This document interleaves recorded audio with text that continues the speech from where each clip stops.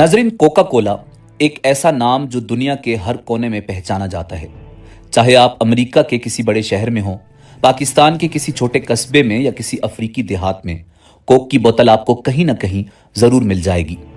इसकी सुर्ख लेबल, खास बोतल और मुनफरिद जायका, ये सब इसे सिर्फ एक मशरूब नहीं बल्कि एक आलमी पहचान बनाते हैं। लेकिन क्या आपने कभी गौर किया कि कुछ कोक की बोतलों का ढक्कन सुर्ख नहीं बल्कि पीला होता है, जो खास तौर पर यहूदियों के लिए बनाई जाती हैं। कोका कोला यहूदियों के लिए मखसूस ढक्कन वाली बोतल क्यों बनाता है? क्या ये कोक की कोई नई किस्म है या फिर किसी खास मुहिम का हिस्सा? कोका कोला इसराइली फौज को सपोर्ट क्यों करता है? नाजरीन, असल कहानी की तरफ बढ़ने से पहले किस्सा खानी को सब्सक्राइब करें, जहां आपको बिलखुसूस इस्लामिक हिस्ट्री और बिलुमूम दुनिया भर की मुनफरिद मालूमात पर मबनी वीडियोस मिलती रहेंगी। नाजरीन, ये सब कहानी शुरू होती है 1886 से, जब अमेरिका के शहर एटलांटा में एक केमिस्ट जॉन पिम्बरटन ने एक खास किस्म का सिरप तैयार किया। इब्तदा में ये मेडिसिन के तौर पर बनाया गया था, जो थकन, नज़ला और दर्द के लिए इस्तेमाल होता था। लेकिन जब इसे सोडा वाटर के साथ मिलाया गया तो ये एक मजेदार मशरूब बन गया और यूं कोका कोला का जन्म हुआ। शुरू में इसकी फरोख्त कम थी, लेकिन आहिस्ता आहिस्ता इसका जायका लोगों के दिल को भा गया। इब्तिदाई तौर पर कोका कोला को पिम्बरटन्स फ्रेंच वाइन कोका कहा जाता था, जिसमें शराब और कोका के पत्तों का इस्तेमाल किया गया था। साल 1892 में आसा कैंडलर नामी बिजनेसमैन ने कोका कोला की रेसिपी तकरीबन 2300 अमेरिकी डॉलर्स में खरीदकर दी कोका कोला कंपनी की बुनियाद रखी, और देखते ही देखते कोका कोला सिर्फ एक मशरूब नहीं रहा बल्कि अमेरिकी सकाफत और फिर आलमी मईशत का हिस्सा बन गया। वक्त के साथ साथ कोक ने दुनिया भर में अपने प्लांट्स और ब्रांचेस कायम किए, लेकिन एक मौका ऐसा आया जब मजहब और कारोबार आमने सामने खड़े हो गए। नाजरीन, यहूदी मजहब के मानने वालों का एक त्यौहार होता है जिसे पास ओवर कहा जाता है। यह त्यौहार यहूदियों की तारीख में उस वाक़े की याद में मनाया जाता है जब बनी इसराइल ने हजरत मूसा अलैहिस्सलाम की क़यादत में मिस्र से फ़िरौन की गुलामी से निजात हासिल की थी। पास ओवर के दौरान यहूदी खास किस्म की खुराक पर पाबंदी लगाते हैं, जिन्हें कोशर फॉर पास ओवर कहा जाता है। उनके मजहबी कानून के मुताबिक वो कोई ऐसी ग़िज़ा इस्तेमाल नहीं कर सकते जिसमें खमीर शुदा अज्जा शामिल हों, यानी ऐसी चीजें जो गंदम, जौ, दलिया, चावल या मक्कई से बनी हों। इन अज्जा को खामतज कहा जाता है।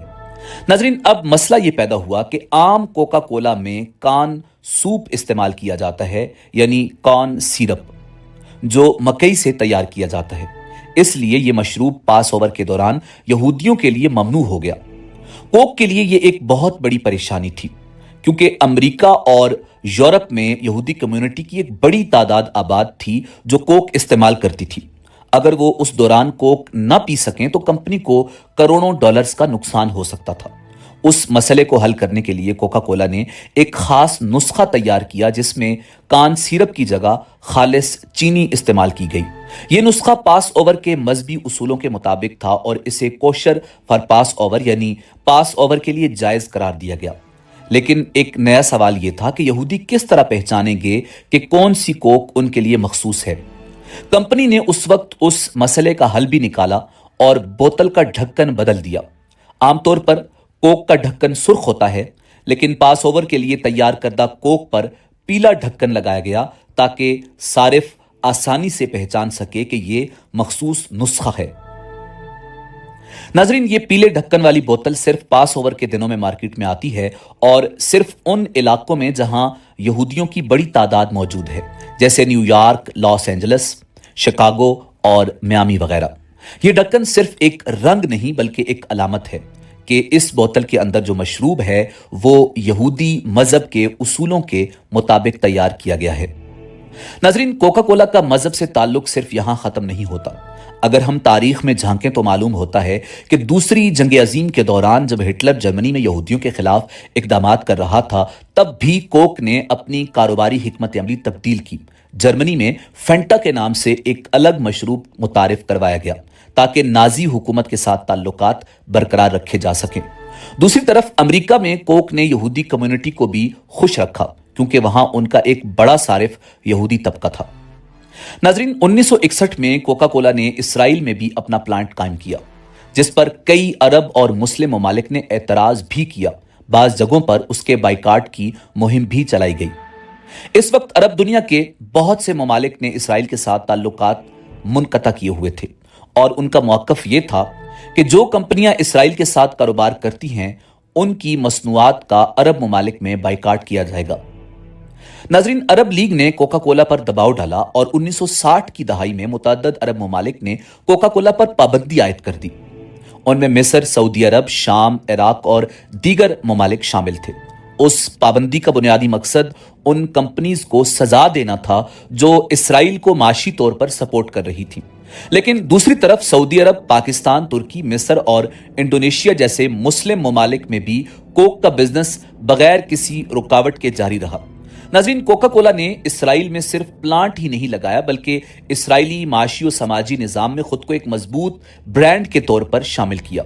कोका कोला इसराइली फौज, IDF और सेहूनी हुकूमत को अतियात देता है या उनका गैर एलानिया हिमायती है, अगरचे कोका कोला की जानिब से कभी खुलकर उसकी तस्दीक नहीं की गई।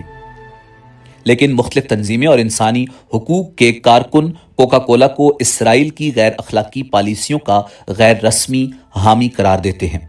बाज़ रिपोर्ट्स के मुताबिक कोका कोला इसराइल में कम्युनिटी डेवलपमेंट, तालीम और सोशल कंपनीज के जरिए हुकूमत का साथ देता है। यह भी कहा जाता है कि कोका कोला ने इसराइली फौजियों के लिए सहूलतें और सपोर्ट फराहम की। खासतौर पर जंगी हालात में इसराइली फौज की मदद शामिल है। नाज़रीन, फ़लस्तीन पर इसराइली मजालिम दुनिया के सामने कोई पोशीदा हकीकत नहीं रहे। मासूम बच्चों पर बमबारी, हॉस्पिटल्स की तबाही और इबादत गाहों की बेहुरमती रोजाना का मामूल बन चुकी है। इस जुल्म में सिर्फ इसराइली हुकूमत ही नहीं बल्कि वो कंपनीज भी शरीक हैं जो इसराइल को माली और अखलाकी मदद फराहम करती हैं। इन्हीं में एक बड़ा नाम है कोका कोला, जो न सिर्फ इसराइल में सरमायाकारी करती है बल्कि उसकी मईशत को तकवीयत भी देती है और इसराइली फौज की माली मुआवनत करती है, बिलवास्ता या बिलावास्ता जालिमों की पुष्ट पनाही करती है। इसका बाइकाट एक अखलाकी फरीजा है। बहैसियत मुसलमान हमारा ज़मीर हमें ये इजाज़त नहीं देता कि हम उन मसनूआत का इस्तेमाल जारी रखें जो हमारे मजलूम भाइयों और बहनों के खून से लिथड़ी हुई हैं। आए हम फैसला करें, एक मशरूब के वक्ती तस्कीन या मजलूमों के हक में आवाज़। इंतखाब आपका, मगर असर पूरी उम्मत पर होगा। मिलते हैं बहुत जल्द एक नई मालूमाती और तहकीकी वीडियो के साथ। देखते रहिए किस्सा खानी। अल्लाह रब्बुल इज़्ज़त आपका हामी और नासिर हो।